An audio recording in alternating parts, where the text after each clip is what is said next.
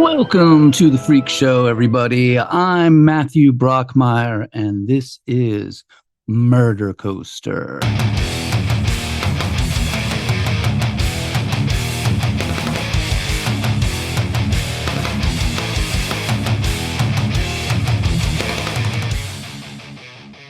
We have run into some technical difficulties, and so our regular scheduled episode is going to have to be re-recorded, but I didn't want to leave you with nothing this week, so I decided that I would read you one of my short stories. This story is called Mine. It's from my collection Under Rotting Sky. It was originally published in Deciduous Tales magazine, and let's just get right to it. Mine by Matthew Brockmeyer. Max slipped his wolf hat over his head, growled, and picked up the knife, admiring the way the morning light streaming through his cracked bedroom window shimmered along the edge.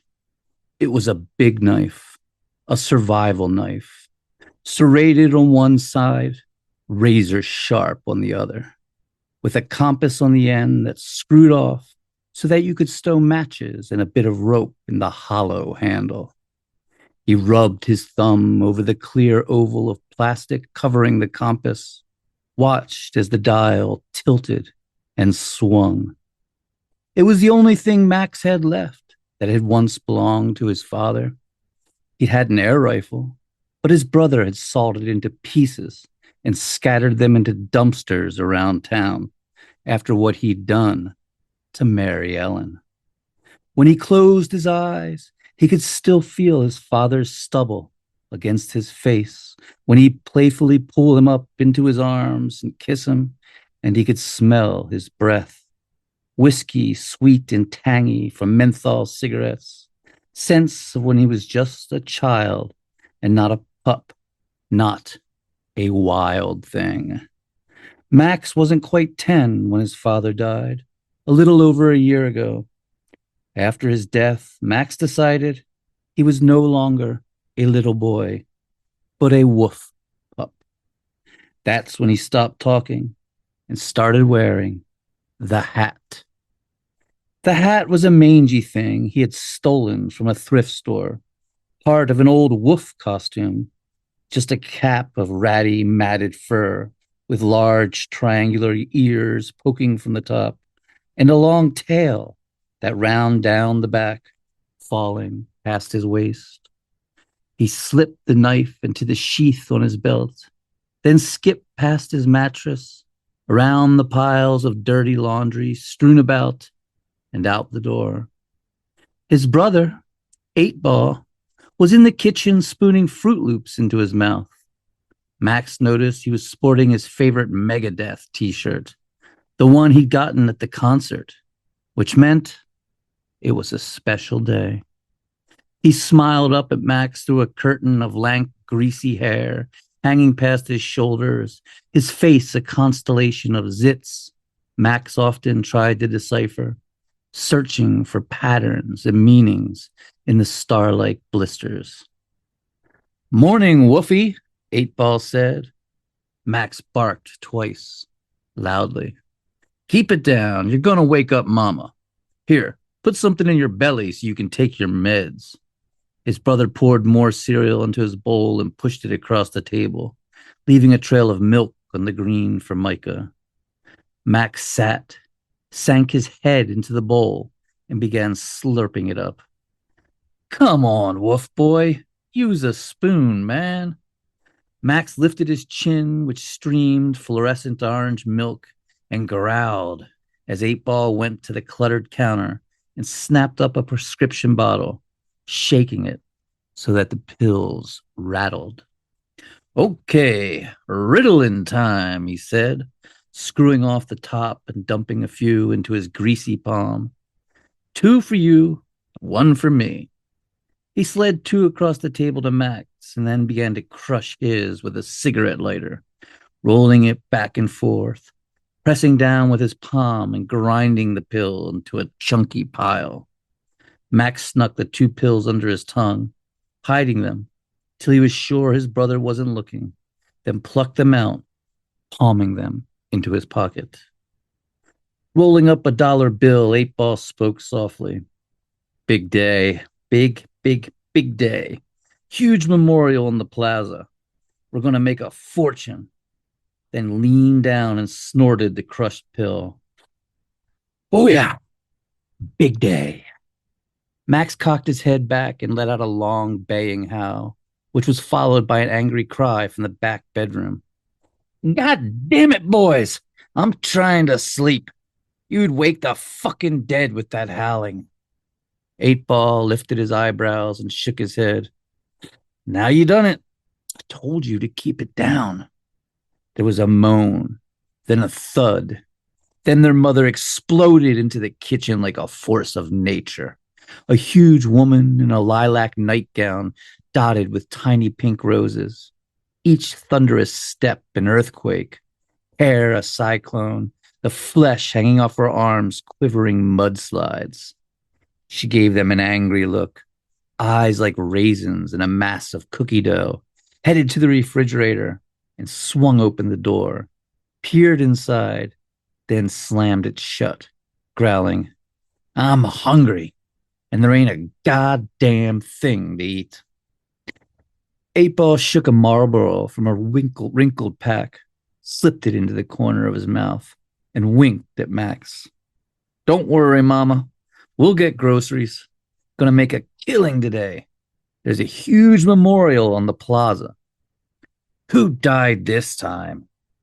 Eight Ball lit a cigarette, sat back, blew out a cloud of smoke. Kurt Cobain. Who in the hell's that?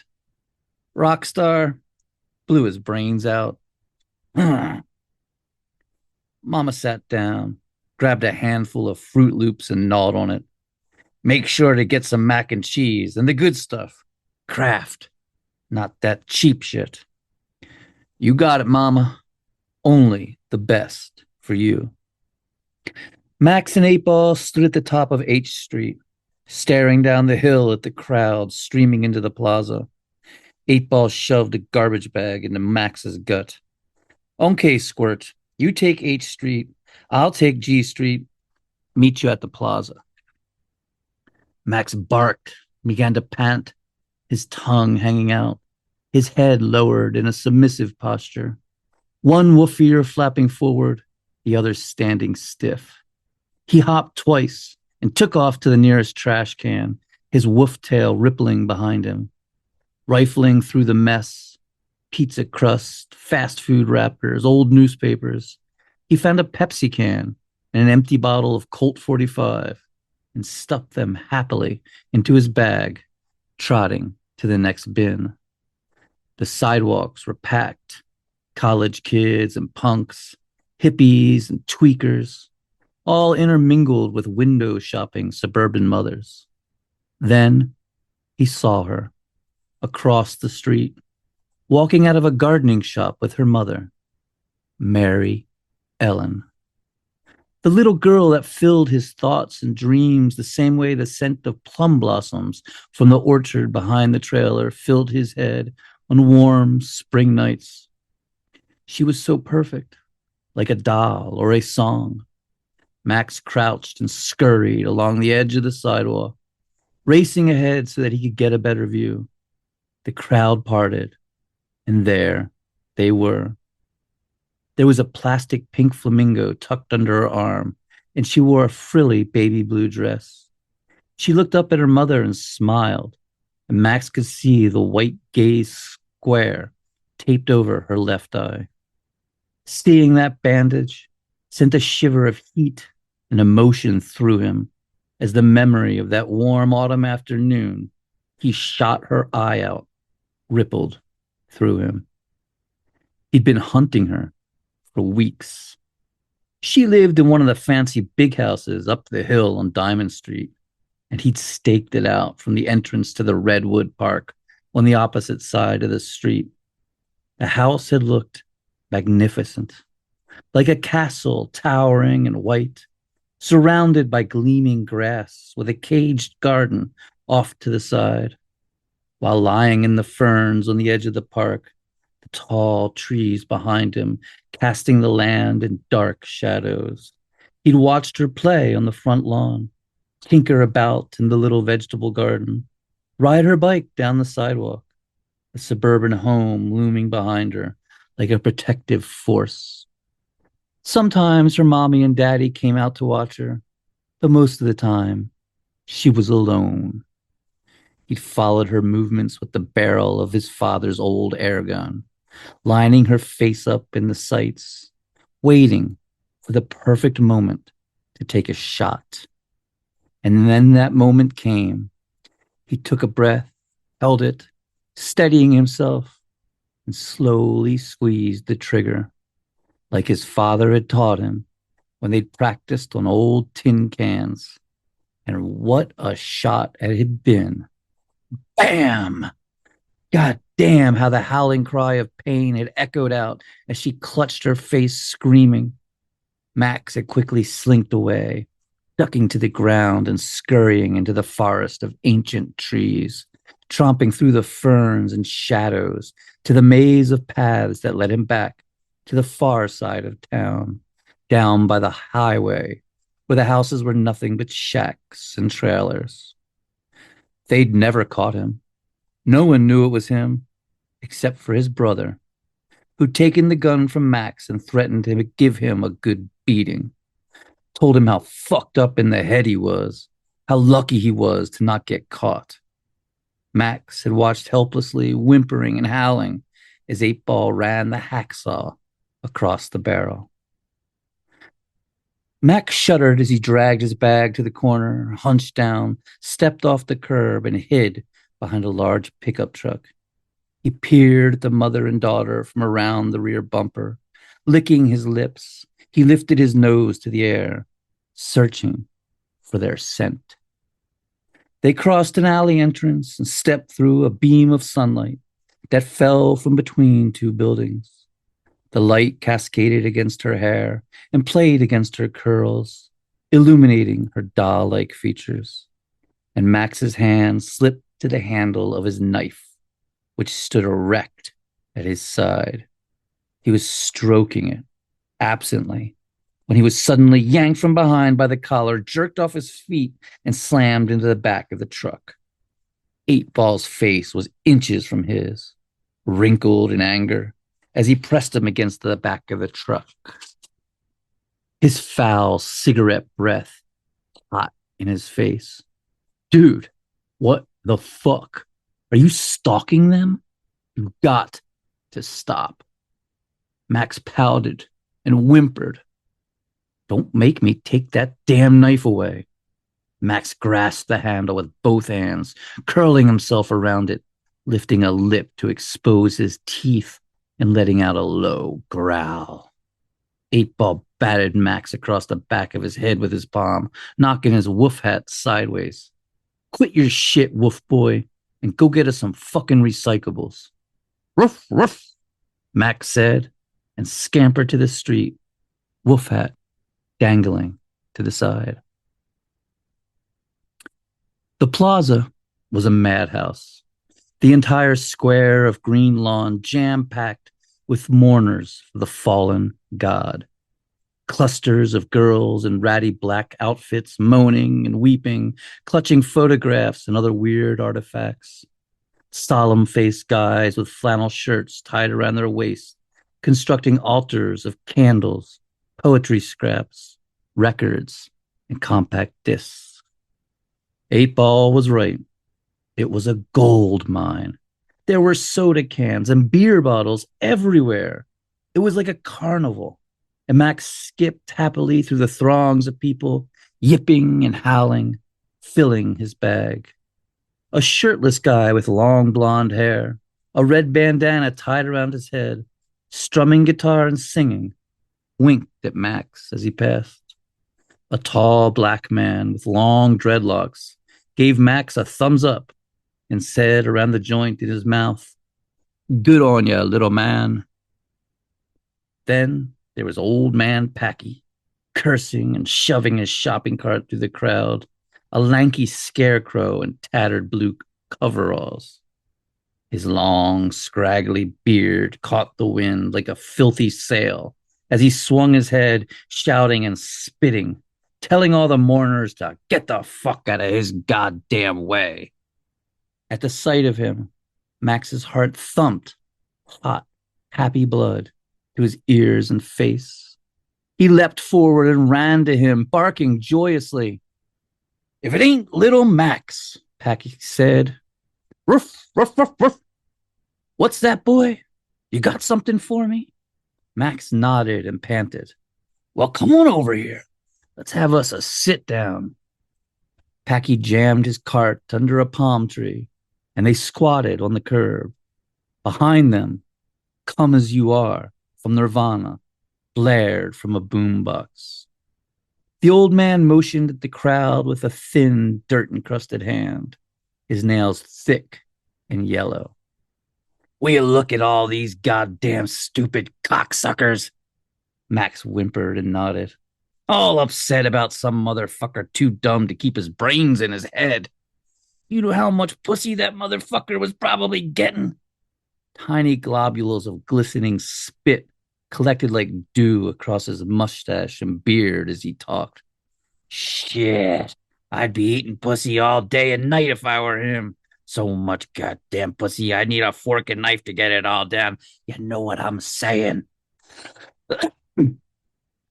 Max didn't really know what he was saying. Not exactly. But the words evoked a hazy, warm feeling that made him think of Mary Ellen. The way her hair formed perfect brown ringlets and fell about her pale neck. His eyes grew wet and lost focus, his gaze falling past the buildings and shimmering palm fronds onto the distant clouds hanging above the horizon.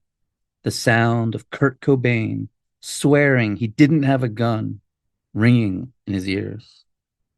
Hey, Max, boy. Okay, now, what you got? Max snapped from his daze and yanked the 2 Ritalin pills from his pocket, held them out in his palm. Packy's gnarled fingers quickly gobbled them up, slipped them in the front pocket of his overalls. Good boy, he said, palming Max a crumpled $5 bill. Max panted. The old man smiled. So I suppose you want me to tell you about your daddy, don't you? Max yipped and bobbed his head. He was the best of us, boy. King of the wolf pack. Died in church with the Lord in his hand, surrounded by friends and family. Max loved this story. Knew his father had really died of something that sounded like school roses in the liver, that he'd slipped off a bar stool at the Alibi and hit the ground dead, still clutching a glass of Lord Calvert. But he loved the way Packy told the story. We can only hope we go out like him, a prince among men. Packy ran his grizzled fingers contemplatively through his beard, scratched his chin. All right, enough of that. Get going, boy. I'll see you later.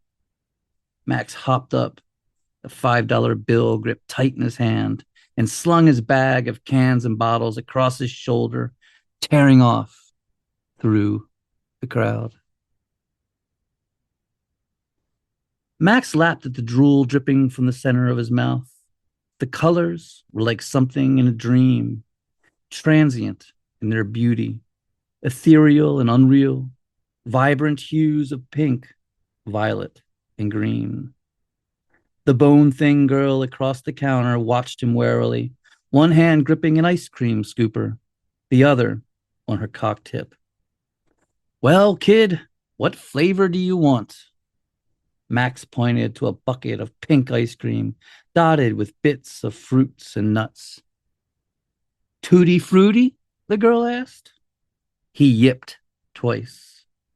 On a sugar cone? He nodded, sucking in air through his nose and releasing it through his open mouth in quick gulps. Her hard face cracked into a grin. You got it, kid. Max clapped his hands. Hey, where'd you get money for that? 8 Ball asked when Max stepped out of the ice cream parlor, lapping at his cone, black bag trailing behind him like leaking ink, his face smeared in sticky swirls of pink. Max growled and said in a hoarse whisper, Mine. All right. Finally got a word out of you. Shit, that's a good sign. His brother patted his fluffy wolf hat. About time you started using words again. Proud of you, buddy. Proud of you. Max smiled and ran his tongue across the cool, creamy sweetness that was his. All his. 8 Ball stood at the stove, flipping the sizzling steaks, while Max sat at the table, playing with his knife. Mama appeared from out her bedroom, rubbing her eyes and yawning. Is that meat I smell? 8 Ball ran a hand through his oily hair, laughed. Sure as shit, Mama, and Kraft macaroni and cheese, just like you asked for. Her eyes softened, and her chin quivered. Oh, you boys, I don't know what I'd do without you. She sniffled and made a weeping sound, hid her face with one plump hand, clutching at her heart with the other. Mama, come on, 8 Ball said. Stop. He sidled up beside her, rubbed her back as her head dropped onto his shoulder. Go on, sit down. I'll serve us up some dinner. She nodded and wheezed, going to the freezer for a bottle of Gilby's gin before easing onto a seat, smiling at Max as she filled a tumbler and sipped.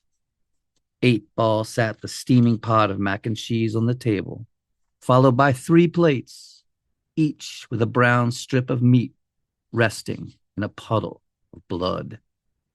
They fell upon their food, Mama and 8 Ball hacking away with forks and knives, while Max clutched his steak in his hands, ripping at it with his teeth. None said a word until their plates were empty. Now that's a meal, 8 Ball said, slinking back in his chair and firing up a smoke. Max gnawed on a thick piece of fat. Mama took a long swallow of gin, kicked off her slippers, and placed her enormous feet on the table, wiggling her doughy toes. 8 Ball, rub my feet for me, honey. My bunion's been aching something fierce. 8 Ball blew out a cloud of smoke, his brow wrinkled. Oh, come on, Mama. I don't want to rub your feet. Have Max do it. He don't mind. He's just a boy. Ain't got the hand strength you do. Go on now. 8 Ball snickered, shook his head, and tapped his cigarette ash into the smear of blood on his plate. Now, I ain't doing it. She put her feet back to the ground, sipped her drink, and went still, eyes growing hard.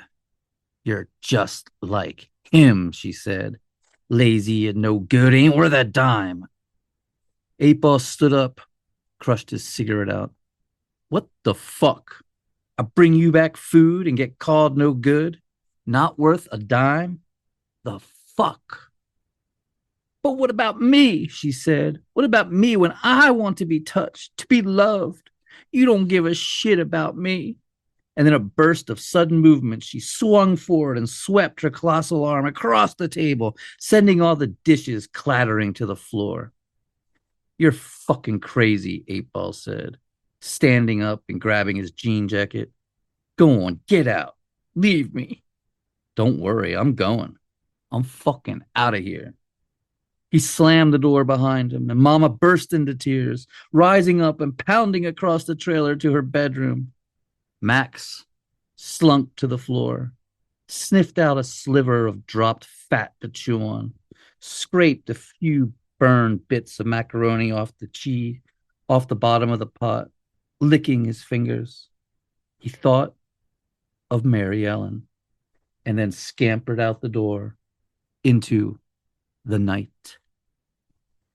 Max crept through the redwoods on all fours, the tip of his sheath knife dragging along beside him. engulfed in the dank scent of moldering pine needles and leaves. The night sky was clear and the moon nearly full, but the tall trees kept the land in shadows, and only a few patches of pale light reached the forest floor. The twinkling lights of suburbia beckoned from between the dark column of trees before him, and he scampered toward them. He parted a patch of huckleberry and stared up at the home of Mary Ellen, the soft murmur of an owl cooing above him. The flamingo stood in the vegetable garden, wire feet planted firmly in the ground like a sentry. The windows were all alight, but the street dark and quiet. He waited there, watching for signs of life. Neighbors, joggers, people walking their dogs. Nothing. When he was sure there was no one about, he darted across the street and to the side of the house, crouching behind a shrub below a large bay window. The faint sound of canned laughter emanated from within. Slowly, he eased himself up and gripped the window ledge, peeking inside.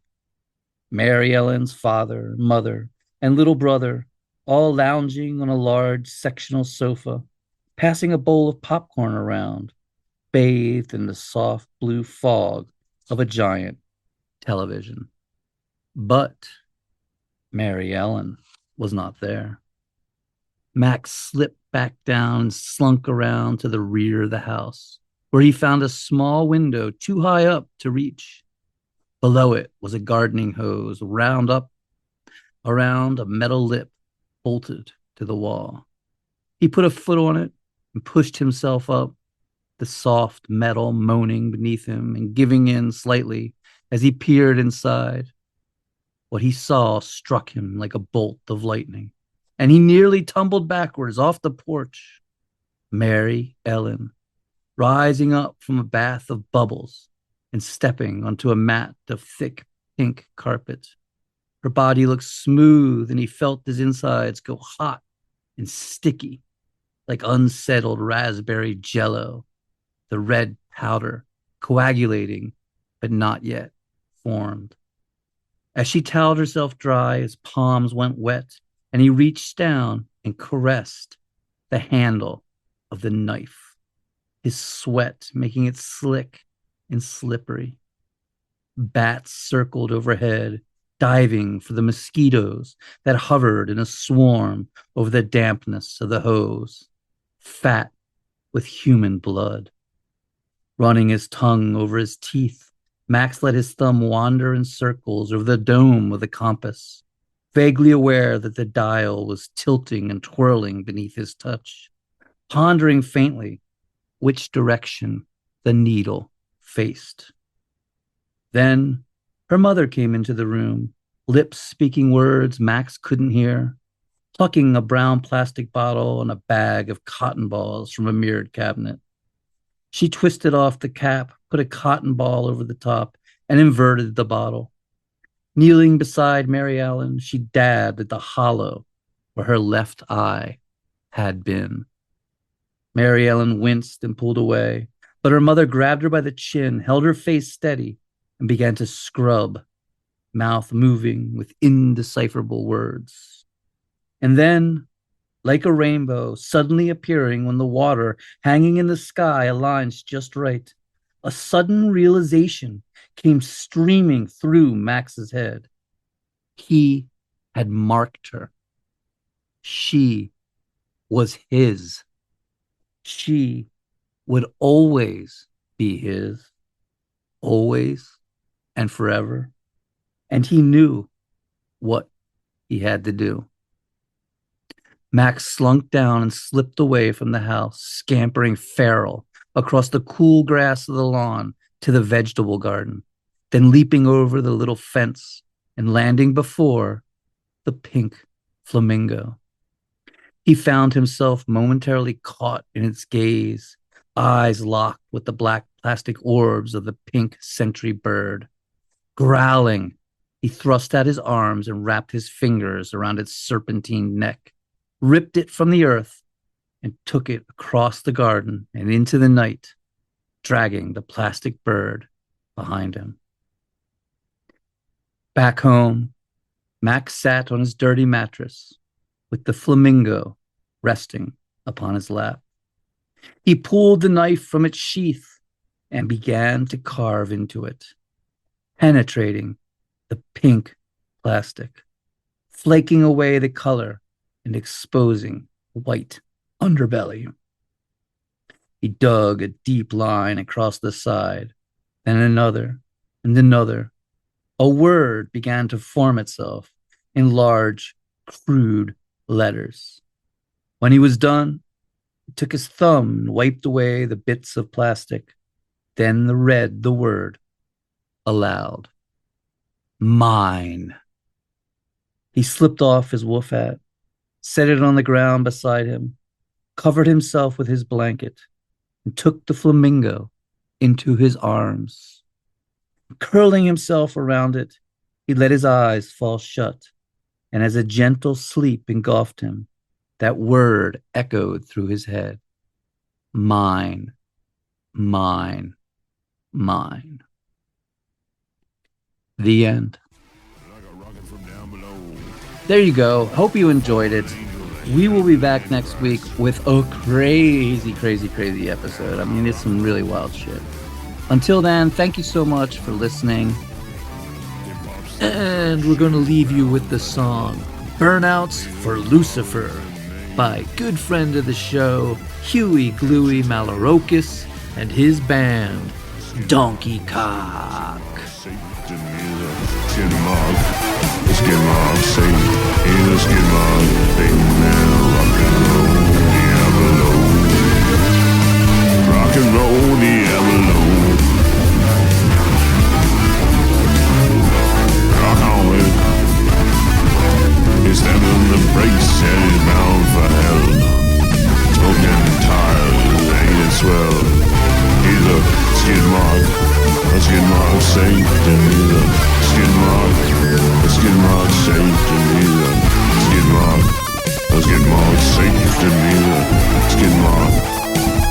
saint, the skid mark saint, is sent from the pits of hell, sent from the pits of hell, sent from the pits of hell.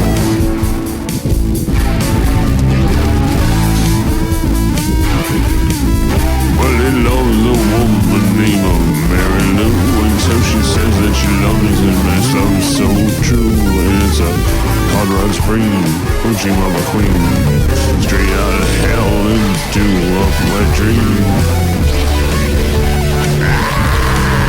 She's a skid mark, the skid mark Satan. She's a skid mark Satan. She's a skid mark Satan. No line, market 666. No staring at tits. Rock on.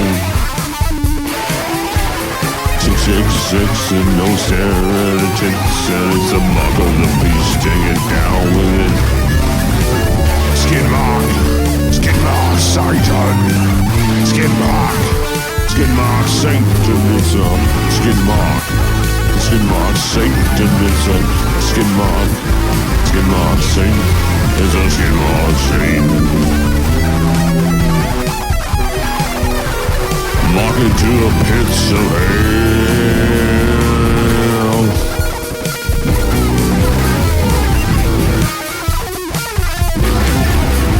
Skid mark Satan. It's a skid mark Satan. It's a skid mark Satan. It's a skid mark Satan. It's a skid mark Satan. It's a skid mark Satan. It's a skid mark Satan.